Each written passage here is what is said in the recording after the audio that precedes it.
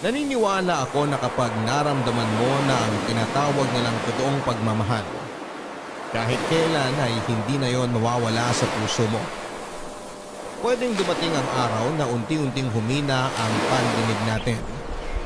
Lumabo ang ating paningin, mawala ang panlasa natin pero ang pagmamahal na minsan nating naramdaman para sa isang espesyal na tao kahit kailan ay hindi yun kukupas o mawawala.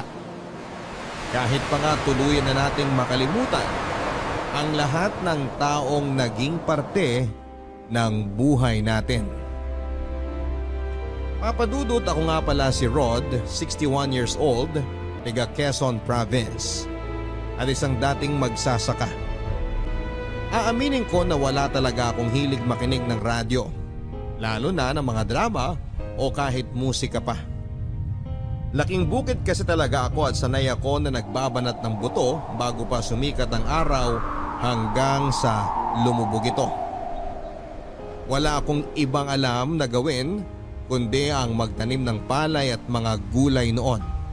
Pero dahil hilig ng asawa kong si Julia ang pakikinig sa radyo, lalo na ng programa mong Barangay Love Stories, kaya naman naisipan ko na ibahagi na rin ang kwento naming mag-asawa na sigurado akong kapupulutan ng maraming aral at inspirasyon ng ating mga kabarangay na nakikinig ngayon. Papadudot, bata pa lamang ay ulila na ako sa mga magulang. Tanging ang tiyahin ko na lamang na kapatid ng nanay ko ang kumukop at nagpalaki sa akin. Pero hindi rin magaan ang buhay nilang pamilya dahil meron silang 11 anak ng asawa niya. Kaya naman nang makatapos ako ng grade 6 ay hindi na rin ako nagpumilit pa na tumuloy ng pag-aaral sa high school. Naghanap na lamang ako ng mapagkakakitaan para makatulong sa tiyahin ko. Nagsimula ako sa pagiging tagabantay at tagapaligo ng mga kalabaw sa lugar namin. Naging kargador din ako ng mga sako ng palay at gulay hanggang sa pasukan ko na ang pagsasaka noong nasa tamang edad na ako at kaya na rin ang pangangatawan ko. Papadudot, hindi madali ang buhay at trabaho naming mga magsasaka. Sa trabahong ito ko talaga nakasanayan na umalis ng bahay nang wala pang araw at umuwi ng palalim na ang gabi. Noong una ay halos sukuan ko na ang sakit ng katawan na nararamdaman ko sa araw-araw. Pero ang naiisip ko noon ay ano pa ba ang ibang trabaho na makukuha ko, grade 6 nga lang ang natapos ko.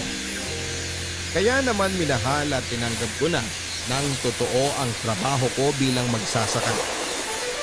Ang hindi ko alam, ito rin palang trabaho ko ang magiging dahilan para matagpuan ko ang babaeng mamahalin ko sa panghabang buhay.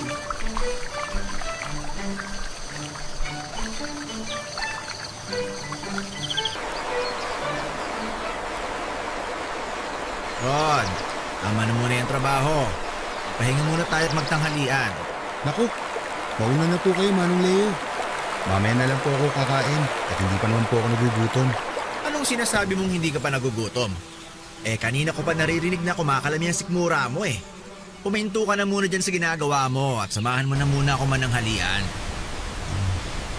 Ang totoo po kasi, Manong, wala po akong baon na pagkain para sa pananghalian. Tubig lang po ang meron ako kaya hindi ko rin po kayo masasabayan na kumain. Yun lang bang problema mo? Nako, sumama ka na sa akin dahil sinabihan kong anak ko na dagdagan ang dadalhin sa akin na pananghalian. Napansin ko na puro tubig lang talagang binabaon mo eh. Hindi naman suman o kaya biko para sa pananghalian mo. Nanganak na po kasi yung isang pinsan ko na kasama ko sa tinutuluyan kong bahay. Kaya medyo kailangan po namin na mas magtipid ngayon sa mga gastusin. Kaya nga sumama ka na sa akin at sabay na tayong magtanghalian. Tingnan mo nga yung katawan mo oh. Ang payat-payat mo na lalo. Paano ka ba nakakapagtrabaho nang walang masyadong laman ng tiyan mo? Sanay lang po talaga, Manong Leo. Wala rin naman po akong ibang pagpipilian. Tay, pasensya na po, ngayon lang ako nakarating. Ang tagal po kasi dumating nung nagde-deliver ng isda. Ayos lang anak dahil kakatapos lang namin ni Rod sa ginagawa namin. dinagdagan mo ba ang dala mong pagkain kagaya ng biling ko sa'yo kanina bago ko umalis ng bahay? Opo, Tay. Nagdala na rin po ako ng saging kasi may mga batang naglalako doon malapit sa atin. Kaya naisipan kong bumili. Mabuti naman. Oo nga pala, eto si Rod. Yung madalas kong kinukwento sa'yo. Rod, eto nga palang anak ko si Julia. Kumusta, Julia? Tinagagala kitang makilala. Ganun din ako. Ikaw pala yung kinukwento ni tatay na masipag niyang katrabaho. Naku, hindi naman masyado. Mas masipag pa rin ang tatay mo kumpara sa akin. Akin na pala yung bayong nadala mo. Ako na magdadala. Akala ko ba ayaw mong sumabay sa amin naman ng halian? Medyo nakakaramdam na po pala kasi ako ng gutom, Manong. Nakakahiya naman po kung lalambot-lambot ako mamaya pagbalik natin sa trabaho. Kaya sasabayan ko na po kayong kumain. Siya, sige. Pero dito ka sa may tabi at akong sabayan mo maglakad. Huwag yung anak ko, ha? Bata pa yan at wala pa akong balak na pag-asawahin yan. Si tatay talaga, oh. Hindi na po ako bata. Nasa tamang edad na po ako. Kahit nasa tamang edad ka na, kung hindi ka naman liligawan ng tama ng lalaking napupusuan mo, hindi pa rin kita papayagan mag-asawa. Kaya ikaw, Rod, kung pumapasok na kaagad sa isip mo na ligawan ng anak ko, ihanda mo ng mga buto-buto mo dahil hindi ko basta-basta pinaliligawan ng anak ko. Opo, Manong.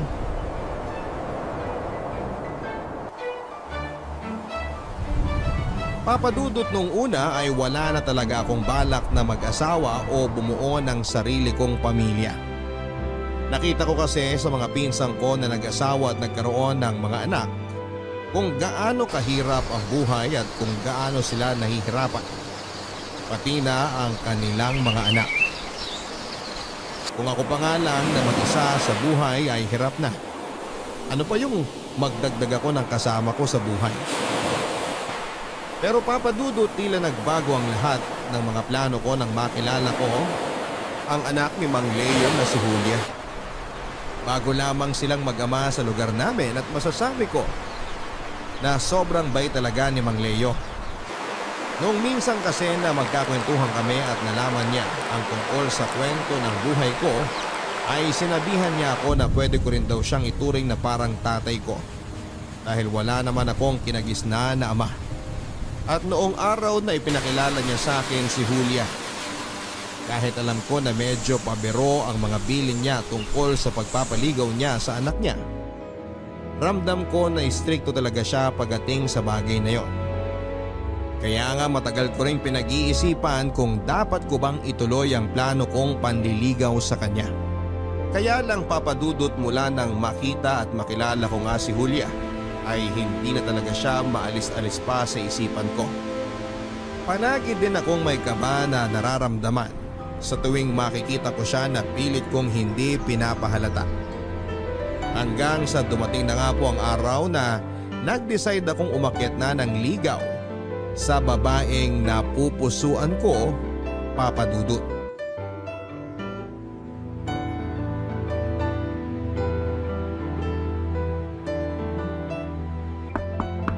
Sandali lang!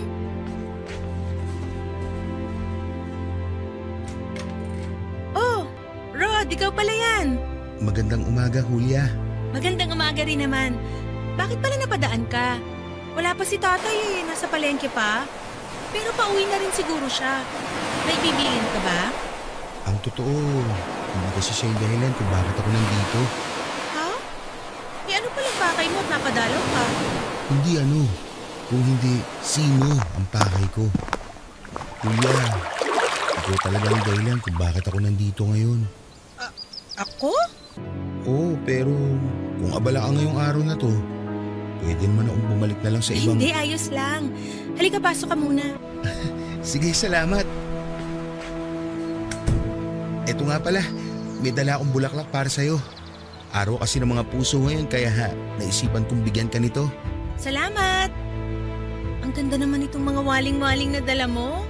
Pasensya ka na kung yan lang ang bulaklak na nadala ko ha. Yan kasi ang pinaka namulaklak sa bakuran namin ngayong araw. Ano ka ba? Ayos lang. Paborito ko kaya to. Talaga? Paborito mo yan? Mabuti na lang pala at yan ang dinala ko. Julia! Kunin mo nga itong isda na binili ko. At ito na iluto mo para sa... Oh, Rod, anong ginagawa mo dito sa bahay namin? Magandang umaga po, Manong Leo. May dala po pala akong suman na gawa ng tiyahin ko.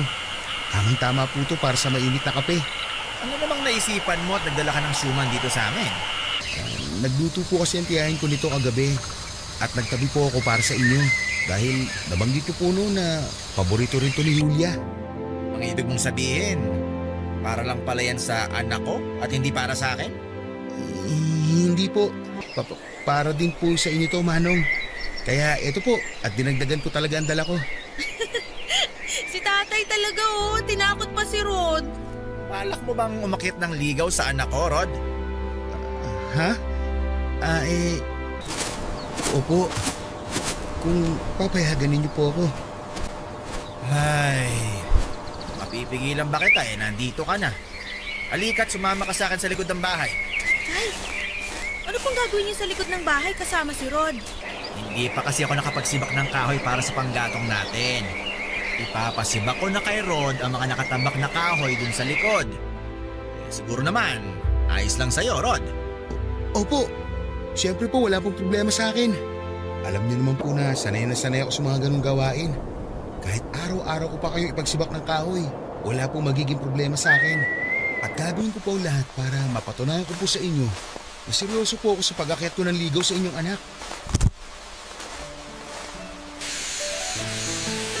Papa Dudut, pinayagan na nga ako ni Mang Leo na ligawan si Julia at masasabi ko na hindi talaga naging madali ang lahat. Kung noon ay napakabait sa akin ni Mang Leo, bigla na lang nagbago ang pakikitungo niya sa akin mula nang magpaalam ako na liligawan ko ang anak niya. Hindi ko masasabing sumama ang ugali niya pero naging mas seryoso at istrikto siya sa tuwing magkasama kami sa trabaho at sa bahay nila. Marami rin siyang pinagawa sa akin kagaya na lamang ng pagsisibak ng kahoy para gawing panggatong nila sa pagluluto. Pag-iigib ng tubig mula sa poso na may 4 na kilometro ang layo mula sa bahay nila. At dumating din ako sa punto na kinausap ko ang mga pinsang kong lalaki para tulungan akong haranahin si Julia. Marami pa akong ginawa na mahihirap na bagay para lamang maligawan si Julia na hindi ko na iisa-isahin pa. Pero hindi ko yon ginawa dahil gusto yon ni Mang Leo at wala akong pagpipilian. Ginawa ko ang lahat ng yon para mapatunayan sa kanya na seryoso ako sa pagmamahal ko sa anak niya.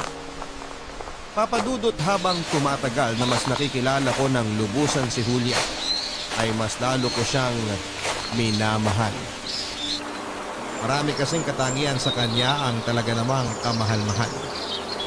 Matagal na rin pala siyang ulila sa nanay at tanging si Manong Leo na lamang ang kasama niya sa buhay. Kaya naman hindi ko masisisi si Manong kung sobra itong maghigpit sa kanya. Nangako naman ako kay Julia na gagawin ko ang lahat para makuha ang tiwala ni Manong Leo na kahit kailan ay hindi ko sisirain. Papadudot, habang tumatagal ay mas lalong nagiging mahigpit sa amin ni Julia si Manong Leo. Sinabihan niya pa ako na ayaw niya raw na magpapaabot ako ng gabi sa bahay nila. At wala pang 1 oras kung payagan niya akong dumalaw sa kanila. Halos pinagawa din niya sa akin ang lahat ng mabibigat na gawain sa kanilang bahay. Pero hindi ako sumuko at mas lalo akong naging porsigido sa panliligaw ko sa anak niya. At pagkatapos nga ng 2 taon na panliligaw ko kay Julia, ay hindi na sayang ang lahat ng paghihirap ko. Dahil ibinigay na rin niya sa akin ang pinakaaasam kong oo para sa lahat ng pagsubok na pinagdaanan ko. Papadudot, tumagal ng 3 taon ng relasyon namin ni Julia bilang magkasintahan bago kami nag-decide na magpakasal. Hindi naman na yon tinutulan pa ni Manong Leo dahil pareho na kaming nasa tamang edad ng anak niya.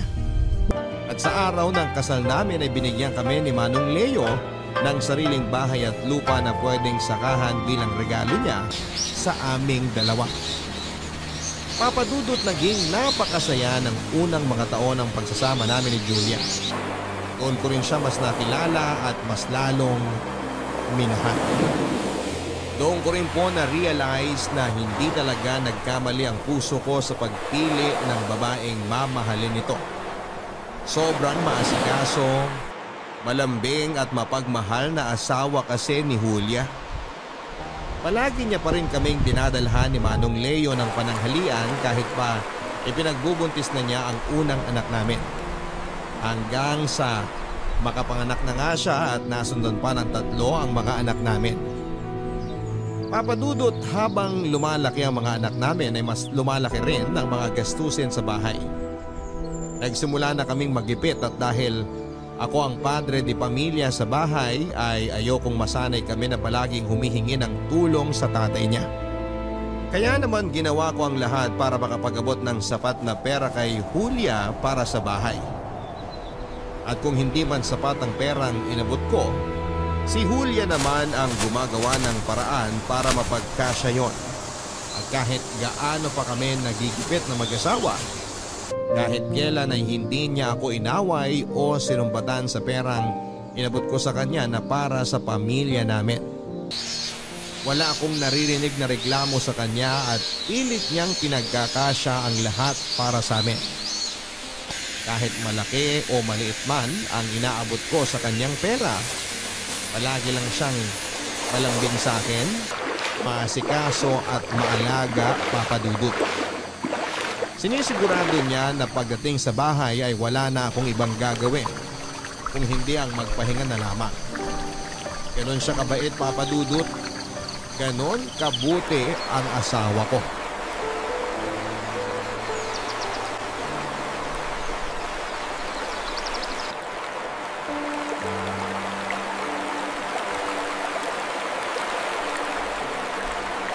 Mahal, eto na ang kape mo sa katinapay. Magpahinga ka muna at magmerienda. Maya-maya pa uwi na rin ang mga anak natin mula sa eskwela. Mabuti naman dahil papalubog na rin ang araw. Ayokong abutan sila ng gabi na nasa labas pa rin ng bahay. Naku, ang asawa ko. Habang tumatagal, nagiging mahigpit na tatay talaga. Hayaan mo nang paminsan-minsan makapaglakwat siya ang mga bata.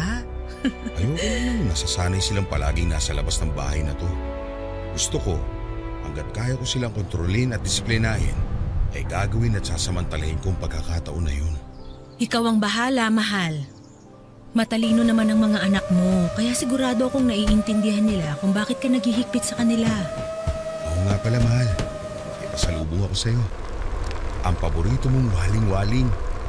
Pinitas ko dun sa bakur na kumpare natin nung mapadaan ako sa kanila kanina. Naku, mahal, salamat. Hindi ka na dapat nag-abala pa ng ganito kasi matatanda na tayo. Hindi naman ibig sabihin na matatanda na tayo eh. Tapos na akong ligawan ka. Dahil kahit uugod-ugod na tayo, gagawin ko pa rin ang lahat para mapaglingkuran at mapakilig ka. Ang sweet talaga ng mahal ko. Siyempre sabi nga nila, kalabaw lang ang tumatanda at nawawalan ng tamis sa katawan. At hindi mangyayari sa atin yun. Mahal, eto na rin pala yung kinita ko para sa huling ani natin ng palay. Ayan, tamang-tama dahil kailangan na rin nating bayaran ang matrikula sa eskwelahan nila Wendy para makapag-exam siya. Oo nga pala. Pinaalala mo nga pala sa akin na kailangan mo ng mas malaking budget para sa buwan ito. Huwag mo nang isipin yun. Ayos na itong binigay mo sa akin dahil alam ko naman na ginawa mo ang lahat para makapagtrabaho ng maayos. Ako na lang ang gagawa ng paraan para sa kailangan pang bayaran dito sa bahay. Pasensya ka na, mahal ha. Ang baba kasi talaga ng kuha nila sa mga palay natin eh. Halos nababawi lang natin ang nilabas nating pera na para sa puhunan. Madalas nga ay abunado pa tayo dahil sa nangyayari na to. Mahal, huwag ka nang panghinaan ng loob dahil naiintindihan ko naman ang sitwasyon natin ngayon. Kaya ko namang diskartihan ng ibang gastusin dito sa bahay at doblehin ang pagtitipid natin sa ulam. Isa pa, dumaan dito si tatay kanina at nag-iwan ng mga gulay at prutas. Sa mga pagkain pa lang na yun, malaki na ang matitipid natin. Kaya wag mo nang masyadong alalahanin pa ang tungkol sa pera. Salamat talaga, mahal ha. Alam mo ba sa tuwing pinanghihinaan ako, sa'yo lang talaga ako kumukuha ng lakas ng loob. Sino pa pa ba naman ang magdadamayan dito at magtutulungan kung hindi tayo rin na mag-asawa? Saka alam mo, mahal, napansin ko pala na nangangayayat ka na. Pwede bang bawasan mong labis na pagpupuyat, lalo na ang labis na pagtatrabaho? Ito lang naman ang kaya kong gawin para sa pamilya natin. Ang magsipag sa trabaho. Pero hindi ibig sabihin nun, pababayaan mo na ang katawan mo. Mahal, huwag mo masyadong isipin ang mga tumataas na bilihin sa palengke o ang mga gastusin dito sa bahay. Ang isipin mo, ang kalusugan mo. Dahil yun ang mas importante sa akin at sa amin ng mga anak mo. Ikaw mismo at hindi ang pera na pinaghirapan mo. Kaya mahal, please lang. Huwag mong pabayaan ang sarili mo para na rin sa amin ng mga anak mo.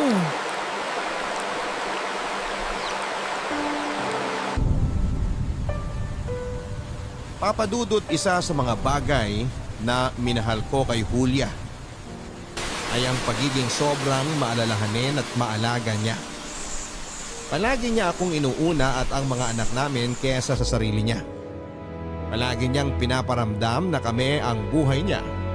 Kaya dapat ay mas palagahan namin ang aming mga sarili kesa sa kinikita kong pera sa trabaho. Papadudot, sabi nga nila ay walang hindi kakayanin ng mag-asawa. Basta nagtutulungan at sabay silang dalawa na nagsusumikap. Dahil pagkalipas ng halos 30 taon na pagsasama namin ni Julia bilang mag-asawa, ay unti-unti nang gumaan ang buhay namin sa wakas. Napagtapos na kasi namin sa kolehiyo ang 2 anak namin at tumutulong na sila sa amin ni Julia sa mga gastusin sa bahay. Nang mga panahon na yon ay wala na nga akong mahihiling pa para sa pamilya namin, Papadudot.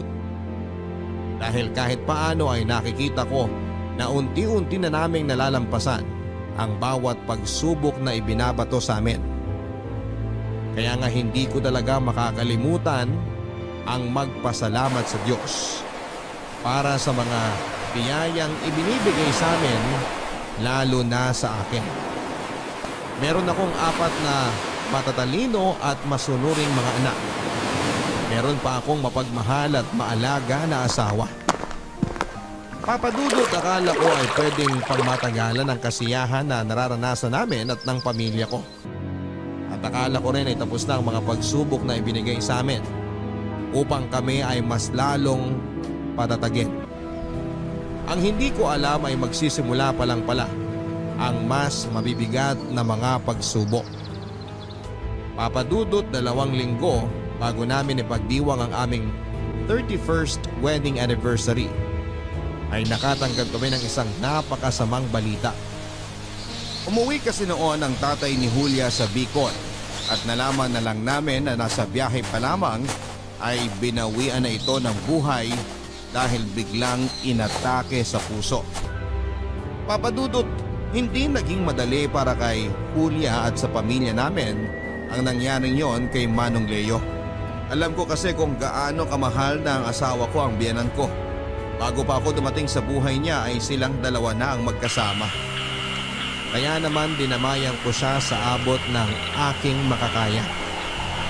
Pinaramdam ko at ng aming mga anak sa kanya na marami pa kaming nagmamahal sa kanya.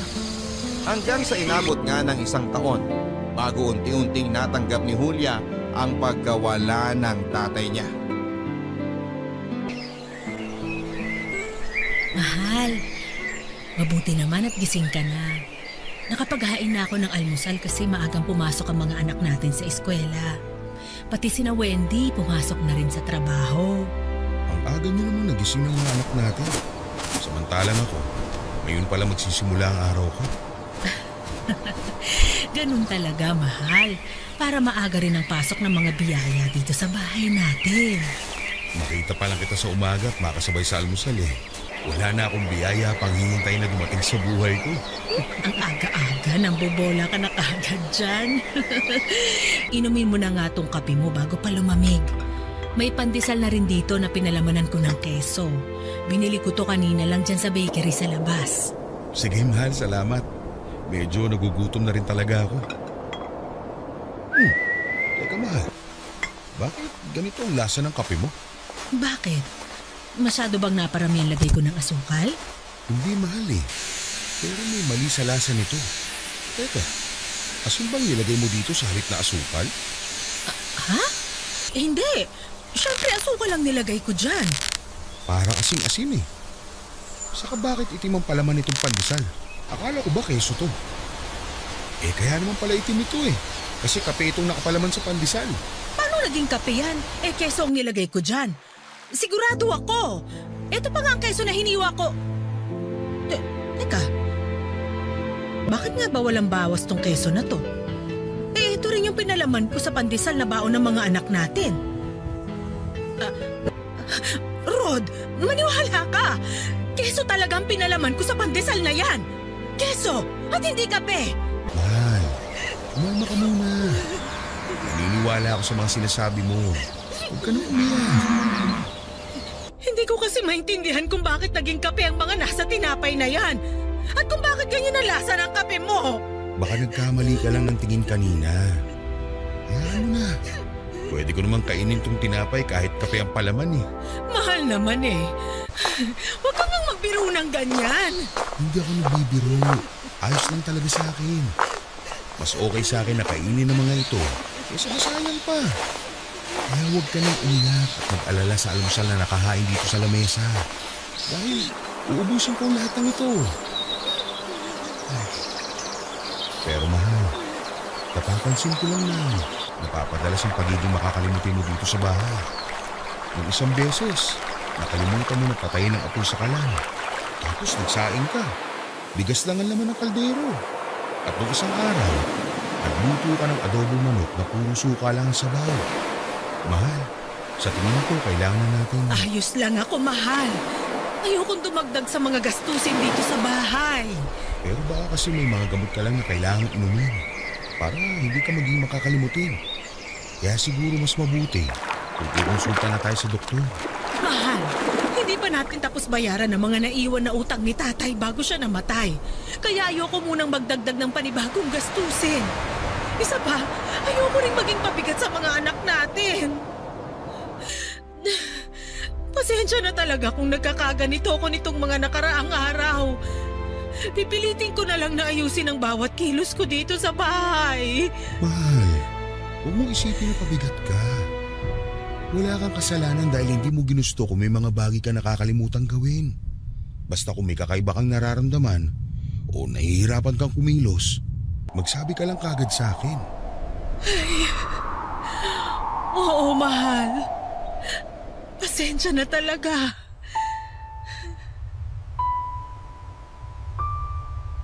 Papadudot kahit na anong pangungumbinsi ang gawin ko o ng mga anak namin ay ayaw niya talagang pumayag na magpa-check up. Nang mailibing kasi si Manong Leo ay nalaman namin na may mga utang pala siyang naiwan sa iba't ibang tao. Medyo malalaking halaga rin yon kaya kinakailangan namin na unti-unti na ring bayaran. Papadudot habang tumatagal ay napapansin ko na mas lalong lumalala ang pagiging makakalimutin ng asawa ko. Ilang beses na siyang nagsasign na walang laman na tubig ang kaldero. Ilang isda na rin ang nasusunog sa tuwing siya ang nagluluto. At madalas din ay nakikita ko siya na nakatingin sa malayo na para bang may malalim na iniisip. May mga oras din na maalimpungatan ako sa madaling araw na wala siya sa tabi ko. At makikita ko na lamang siya na nakatayo lang sa may harap ng lababo namin. Nang lapitan ko siya noon ay tinapik sa balikat ay tila nagising siya mula sa pagkakahimbi. At ako pa ang tinanong niya kung bakit daw kami parehong nasa kusina. Papadudot ayoko sanang isipin na may mali na talagang nangyayari sa asawa ko. Lalo na at habang tumatagal ay mas lalong lumalala ang mga kakaibang kinikilos niya. At dahil nga ayaw niya pa rin talaga na magpa-check up sa doktor, gabi-gabi ko na lang na isinasama sa mga panalangin ko na sana ay bumalik na sa dating sigla ang asawa ko. Papadudot, hindi ko alam kung nagkataon lang ba na noong mga sumunod na araw ay nagsimula na muling maging maayos ang kinikilos ng asawa ko. Paminsan-minsan ay may nakakalimutan pa rin siyang gawin pero hindi na umaabot sa punto na nagsasayang siya ng bigas lang ang laman ng kaldero. Kahit paano tuloy ay nababawasan na ang mga pag-aalalang nararamdaman ko para sa asawa ko. Kaya hindi ko na rin siya muli pang pinilit na magpatingin sa doktor, Papa Dudut. Kapit kong meron talagang dinaramdam ang asawa ko pero pilit niyang kinakaya ang lahat at sinasarili niya. Kilala ko din kasi siya bilang isang matapang at independent na babae. Yung tipo na ayaw niyang maging pabigat sa ibang tao kahit pa nga sa amin na pamilya niya. Kaya mas gusto niya na siya ang nagdadala sa amin at nag-aalaga at nag-aasikaso. Pero papadudot na nga ako kaming dalawa sa harap ng altar na magsasama kami sa hirap at sa ginhawa. Kaya sa pagkakataong ito, ako naman ang handa na mag-asikaso at mag-alaga sa kanya kung kinakailangan.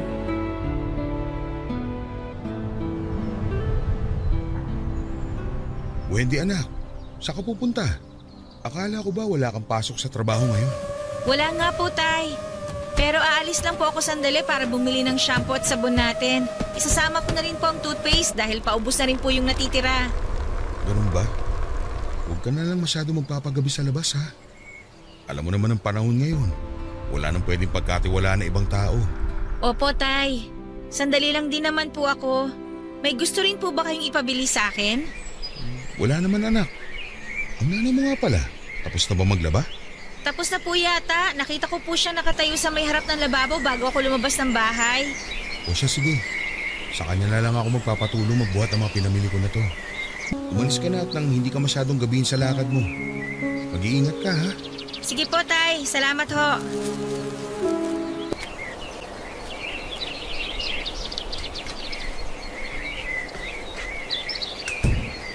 Mahal, pakitulungan naman ako dito sa mga dalaong gulay at prutas oh.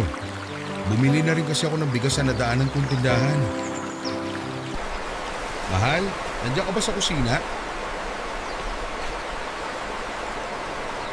Mahal, kanina pa kita tinatawag. Ano ba kasing ginagawa mo dyan sa kusina at... Diyos ko mahal, bakit napakagulo dito sa kusina? Saka bakit nakaupo ka dito sa sahig? Naku, naihi ka na pala dito sa duster mo. Mahal, naririnig mo ba ako? Tumingin ka sa mga mata ko, mahal. Mahal, gumising ka na sa pagkakatulala mo.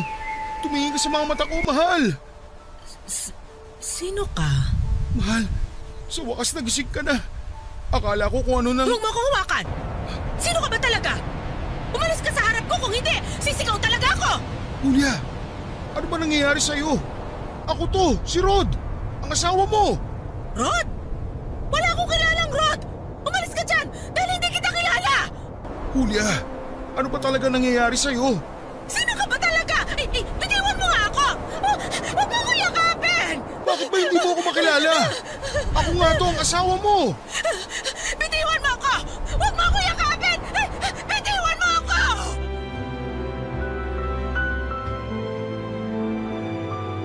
Papadudot halos umiyak na ako sa harapan ng asawa ko bago niya ako nakilala. Nang makita niya ang kanyang sarili na nakaupo sa sahig na basa ng ihi niya, ay naiyak na rin siyang yumakap sa akin habang paulit-ulit na humihingi ng pasensya. Wala raw siyang maalala sa lahat ng nangyari at napakasakit lang daw ng kanyang ulo. Pinatahan ko naman siya at pilit na pinakalma dahil iniisip ko noon na baka lalong mapasama sa kanya ang ginagawa niyang pag-iyak. Papadudot ng araw na yon ay tuluyan ko nang nakumbinsi ang asawa ko na magpatingin sa doktor. At noon nga din ay nalaman namin na meron siyang early onset Alzheimer's disease. Isang uri ng sakit ng pagkalimot na pwede raw niyang namana mula sa mga magulang niya.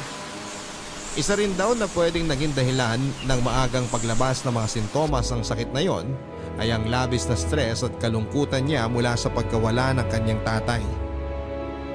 Papadudot sa pagkakataon na ito ay hindi po talaga naging madali sa aming pamilya.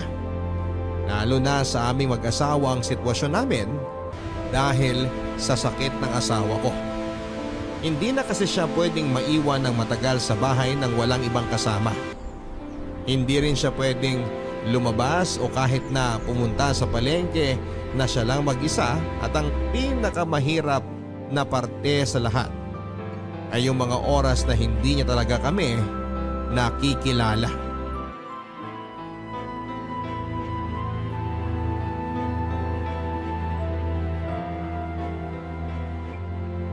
Umalis ka dito, magnanakaw ka! Nay, ano bang sinasabi niyo magnanakaw? Ako po ito. Anak niyo ako, si Wendy. Napakasinungaling mo, babae ka! Wala pa akong anak, kaya umalis ka dito sa pamamahay namin ng asawa ko bago pa kita ipabarangay! Nay naman eh. Pagod ako galing trabaho. Huwag naman po kayong ganyan. Aalis ka ba dito o babatuhin kita nitong timbang hawak ko? Nay, tama na po. Tumigil na po kayo sa pagkuwala ninyo. Ako nga po ito, si Wendy. Yung panganay ninyong anak. Hindi ka ba talaga aalis ka, babae ka? Teka nga, kukuha ko ng kutsilyo para... Wendy anak, ano ba nangyayari dito? Kuya, bakit may hawak ang timba? Naku, mahal! Mabuti at nakauwi ka na! Itong babae na to, nagpupumilit na pumasok sa kwarto! Tay, kanina pa po ako dito. Ayaw po akong papasukin ni nanay sa kwarto kasi hindi niya ako makilala. Pagod na po ako sa trabaho at gusto ko na po magpahinga, Tay. Eh bakit dito ka sa bahay namin magpapahinga? Hindi ka naman namin kaano-ano! Kung gusto mong magpahinga, doon ka sa bahay nyo! Kuya, mahal, tama na. Wendy, bumili ka muna ng mantika. Magpiprito ko ng isda. Pero Tay, Sige na anak, para pagbalik mo dito, maalala ka na ng nanay mo. sige na nga po. Kakainis naman oh. Bakit ba tinatawag mo na anak ang babaeng yon? At bakit ba paulit-ulit niya akong tinatawag na nanay? Dahil anak natin siya, mahal. Paano nangyari yon? Eh kakakasal lang natin ng isang buwan. 31 years na tayong kasal, mahal. May mga anak na rin tayo. At ang babae na kanina mo pa pinapaalis ay ang panganay nating si Wendy. Pero paano ngang nangyari yon? Bakit hindi ko sila...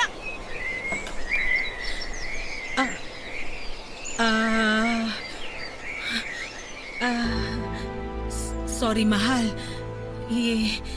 Hindi ko sinasadyang makalimutan ng mga anak natin. Nasaan ba si Wendy? Hihingi ako ng tawad sa kanya. Inutusan ko muna sandali sa labas. Babalik din siya kaagad. Sorry talaga, mahal. Tahan na, mahal. Hindi mo kailangan mag-sorry sa akin o sa amin ng mga anak mo. Ang mahalaga ngayon, naaalala mo na ulit kami. Halika, aalalayan kita makaupo para makainom ka na ng gamot mo.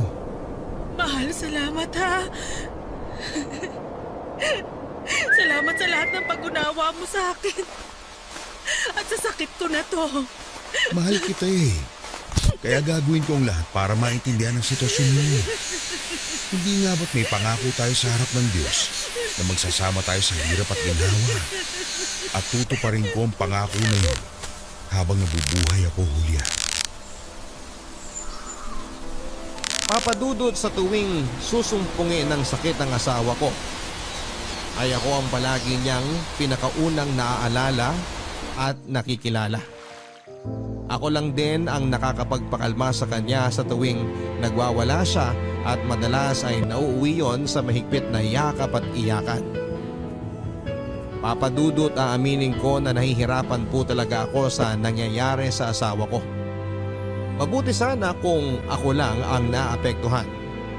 Pero pati na rin ang mga anak ko. Ang dalawang bunso kasi namin ay nasa kolehiyo na at malaki na rin ang gastusin para sa kanilang pag-aaral.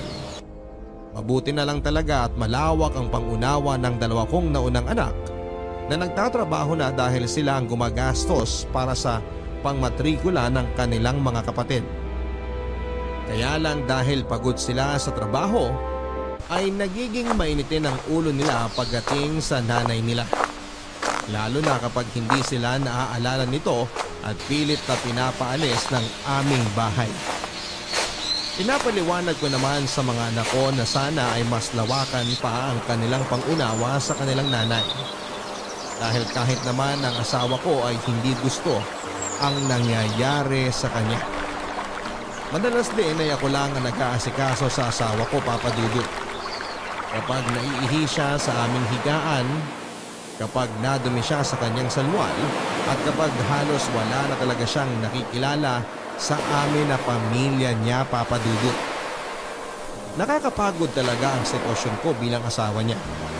Pero nangako ako sa sarili ko na hindi ko susukuan ang asawa ko kahit na ano pa ang mangyari. At tutuparin ko ang pangako na binitawan namin sa isa't isa noong araw na ikinasal kaming dalawa. Papa Dudut, lumipas ang 1 taon na nakasanayan na namin ang sakit ng asawa ko. Alam ko na ang mga dapat kong gawin para pakalmahin siya sa tuwing nagwawala siya, hanggang sa makilala niya na kami ng mga anak niya. Nakapag-adjust na rin kaming lahat sa bahay kung paano alagaan ang asawa ko, lalo na ngayon na hindi siya madalas na sinusumpong ng sakit niyang pagkalimot. Papa Dudut, kahit paano rin ay nagagawa na naming maging masaya at mag-celebrate ng mga espesyal na okasyon.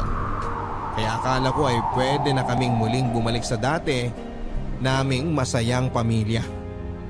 Pero hindi pa rin pala, Papa Dudut. Dahil kung kailan naman naging muling magaan ang sitwasyon para sa aming pamilya, ay muli ring susubukin ang aming katatagan. Papa Dudut, na stroke po ang asawa ko na kaagad naming isinugod sa ospital. At halos umiiyak akong nagwala nang sabihin sa amin ng doktor na comatose ang asawa ko at kung magising man siya ay baka hindi na rin magtagal ang kanyang buhay. Papa Dudut, sa ikalawang pagkakataon ay hindi ko sinukuan ang asawa ko. Sinabi ko sa mga doktor na maghihintay ako na muling magising ang asawa ko. At alam ko na malalampasan pa niya ang taning na ibinigay sa kanya ng doktor. Mula nga noon ay hindi na ako umalis pa ng ospital at araw-araw din akong pumupunta ng chapel para makiusap sa Diyos.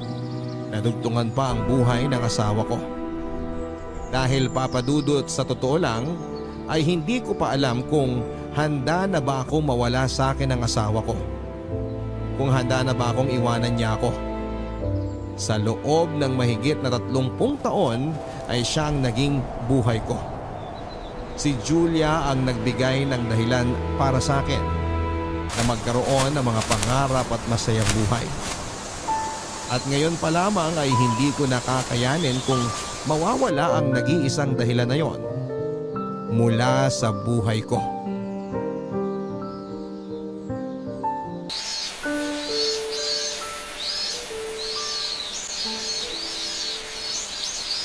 Tay, dinalhan ko po kayo ng pagkain tsaka damit na pamalit sa suot ninyo ngayon. Salamat, Wendy. Iwan mo na lang muna dyan at mamaya na ako kakain. Sige po. Nakausap ko po pala yung doktor kanina.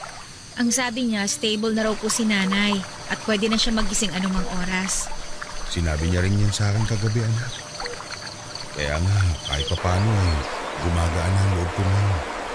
Pero tay, alam niyo na rin po siguro na sa oras na magising si nanay, pwede pong... Anak, magtatagal pa ang buhay ng nanay mo. At naniniwala ako na matagal pa rin natin siya makakasama. Sige na, iwan mo na lang muna kami dito ng nanay mo. Sige po tay, bibili lang po ako ng kape sa kantin.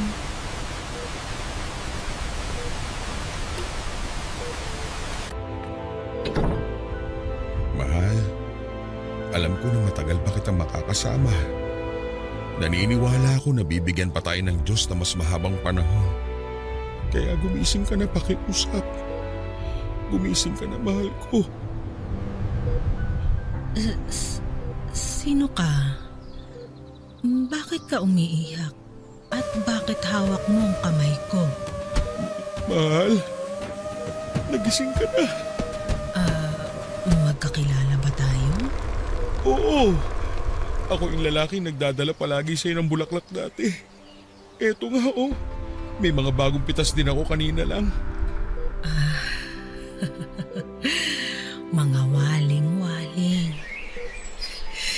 Ito yung bulaklak na naging paborito ko mula nang dalhin sa akin ng isang manliligaw ko nung araw ng mga puso. Naging paborito mo lang to ng araw ng mga puso. Oo. Naging paborito ko lang ang waling-waling nang dalhin yan sa akin ng isang manliligaw ko noon. Ay, naaalala ko tuloy siya. Yung lalaking kauna-unahang minahal ko at pinangakuan ng panghabang buhay na pagsasama. Yung lalaking hindi nawala sa tabi ko kahit naging sobrang pabigat na ako sa buhay niya. Yung lalaking hindi napagod na mahalin ako. At kahit kailan, hinding-hindi mo papagod na mahalin ka. Julia, ako to. Si Rod. Yung lalaking mahal mo at mahal na mahal ka. Rod? Oo nga. Ikaw nga si Rod na asawa ko. Mahal. Sorry kung hindi kita nakilala agad.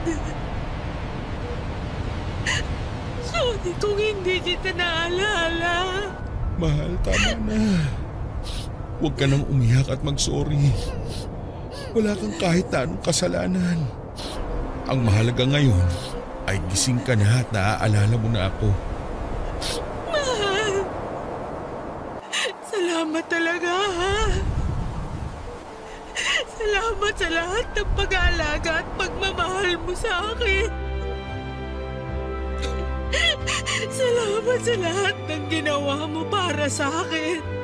Wala kang dapat ay pagpasalamat. Ginagawa ko ang lahat ng ito dahil mahal kita. Mahal. Kung sakali man na muling mawala ang alaala ko at sa mga oras na hindi na kita nakikilala, tandaan mo sana na mawala man ang lahat ng tao sa memorya ko. Hinding-hindi naman mawawala ang pagmamahal na nararamdaman ko para sa iyo.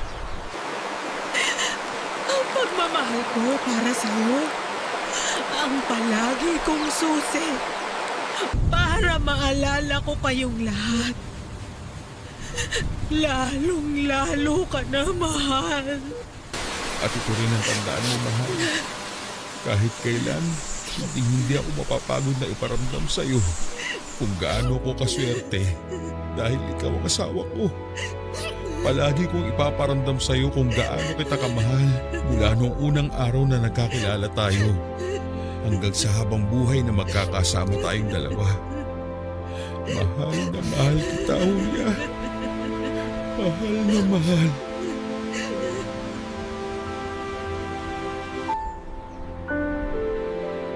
Papa Dudut, 3 araw lang pagkatapos ng naging pag-uusap namin ay kinuha na rin po siya sa amin ng Poong May Kapal. Napakahirap po sa totoo lang dahil kahit kailan ay hindi ko naisip na mauuna pa siyang mawala sa akin. Nasanay ako na palagi siyang nandyan lamang sa tabi ko at inaalagaan ako. Kahit pa nga po bumaliktad ang sitwasyon namin at dumating sa point na ako nang nag-aalaga sa kanya ay hindi ako nagreklamo. Mas gusto kong alagaan siya basta makasama ko lang siya ng mas matagal. Pero hindi pala talaga pwede na makasama mo ng habang buhay ang taong pinakamamahal mo. Dahil kahit gaano pa katibay ang pagmamahalan ninyo para sa isa't isa ay tadhana na mismo ang gagawa ng dahilan upang magkahiwalay kayo sa paraan na alam niya. Naisip ko tuloy noon kung bakit pa ba tayo nakakaramdam ng pagmamahal? Kung sandali lang naman tayong magiging masaya at mas matagal pa ang paghihirap na mararanasan natin kapag kinuha na sa atin ang mahal natin. Papadudot, mula nang mailibing ang asawa ko ay hindi na ako naging palakibo sa mga anak ko. At aaminin ko na napakalaki din ang nagbago sa aming bahay. Nawala na ang sigla at masasayang tawanan na palaging naririnig sa tuwing sabay-sabay kaming kumakain sa hapagkainan. Nawala na ang pagmamahalan na dati ay umiikot sa 4 na sulok ng bahay at lahat ng yon ay nangyari dahil nawala na ang ilaw na nagbibigay liwanag sa aming tahanan. Papadudot, hindi naman talaga ako paladasal na tao noon. Pero mula nang magkasakit ang asawa ko at maospital, hanggang sa kunin na nga siya sa amin, ay paulit-ulit ako nananalangin at humihiling na sana ay hindi na rin magtagal ang buhay ko upang magkasama na kaming dalawa ng asawa ko.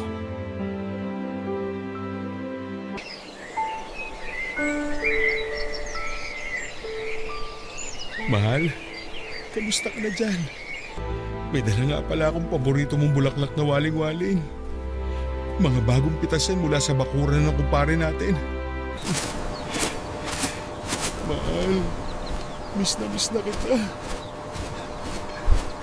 Habang tumatagal na hindi kita nakakasama, pakiramdam ko lalo ako nanghihina. Mahal, baka pwede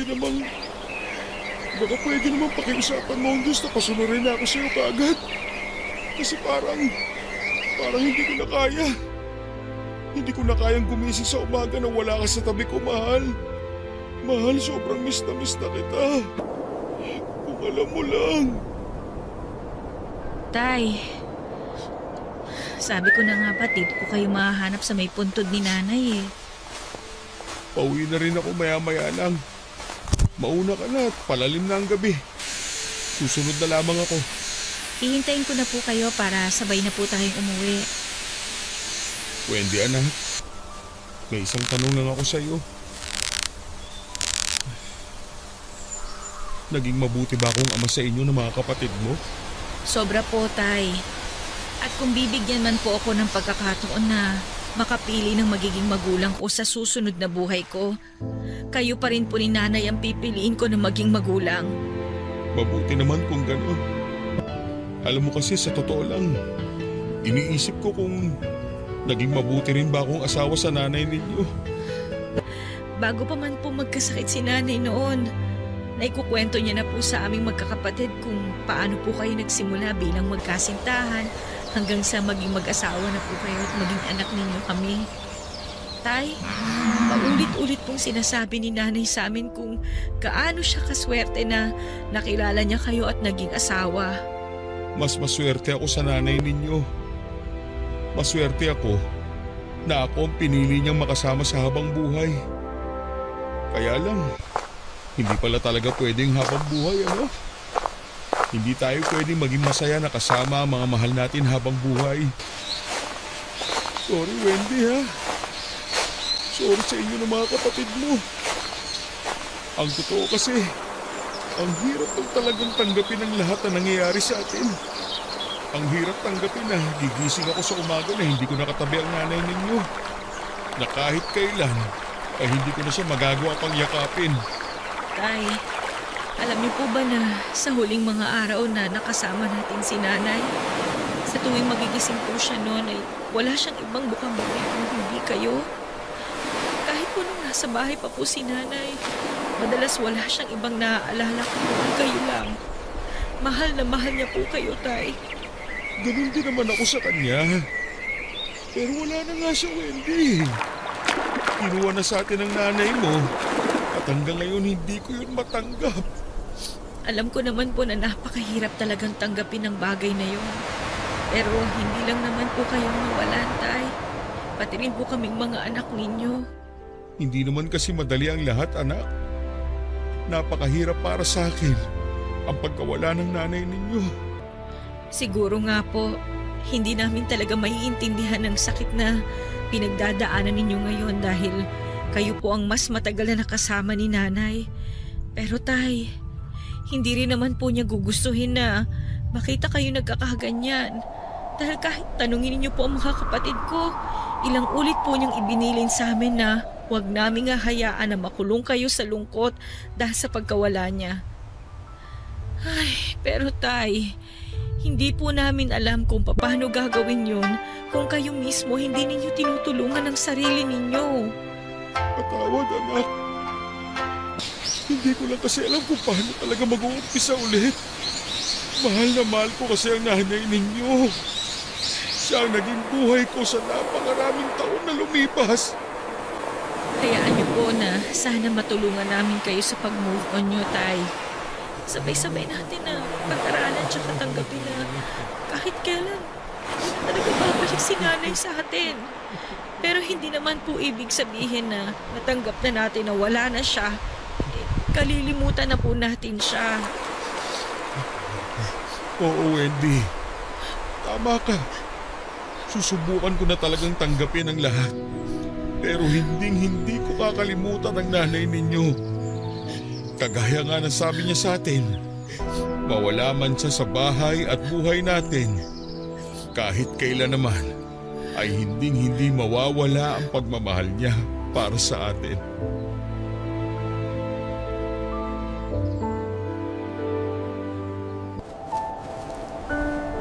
Papa Dudut, alam kong tama naman ang lahat ng sinabi ng anak kong si Wendy. Kung nakikita lamang ako ng nanay niya na nakakulong sa matinding kalungkutan dahil sa pagkawala niya, ay hindi siya matutuwa. At pwede niya ring ikalungkot ang nangyari sa amin kung nasaan man siya ngayon. Papa Dudut, bago tuluyang mamaalam sa amin noon ang misis ko, ay sinabihan niya ako na magbitaw raw ako ng isang pangako sa kanya. Pangako na kakayanin ko ang lahat ng hirap at sakit sa oras na mawala na siya.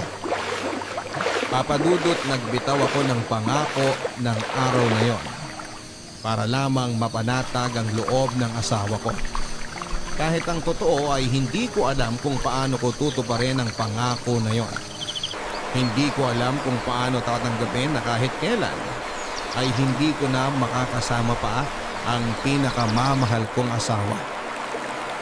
Papa Dudut, kahit gaano kabigat para sa akin ang lahat, ay nag-decide na akong tulungan ang sarili ko. Nakalimutan ang sakit dahil sa pagkawala niya. Ayoko rin kasi na maramdaman ng mga anak namin na dalawa kami ng asawa ko na nawala sa kanila. Kaya kinabukasan nga ay sinimulan ko nang mag-move on sa pamamagitan ng paglilinis ng kwarto naming mag-asawa.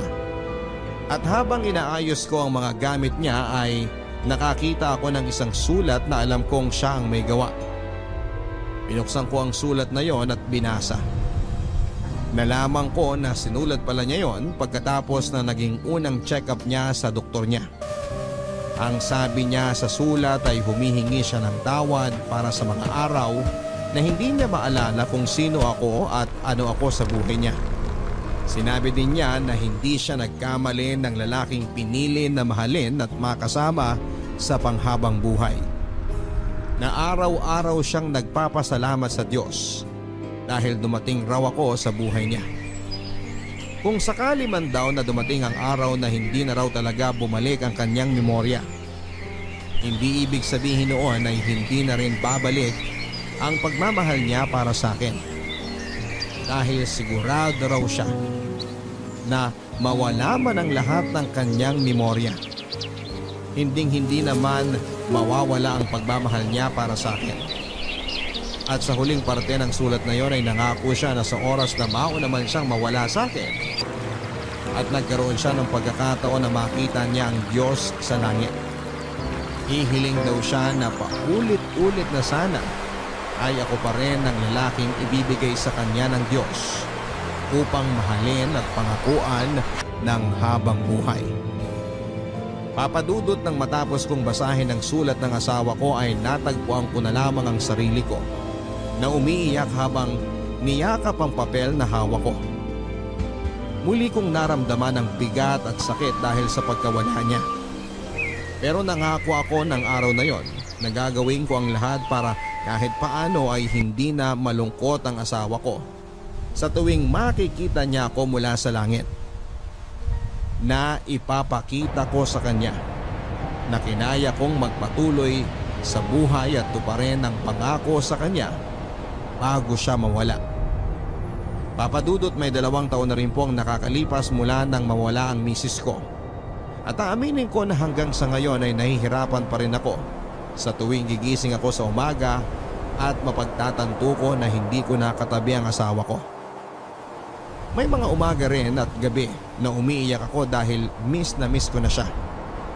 Nahihirapan pa rin ako hanggang sa ngayon pero pilit kong kinakaya ang lahat. Dahil alam ko na darating ang araw na muli kaming magkikita ng babaeng una at huling mamahalin ng puso ko. Muli kaming bibigyan ng Diyos ng pagkakataon na magkasama at maging masaya hindi lang sa mundong ito, kung hindi pati na rin sa kabilang buhay.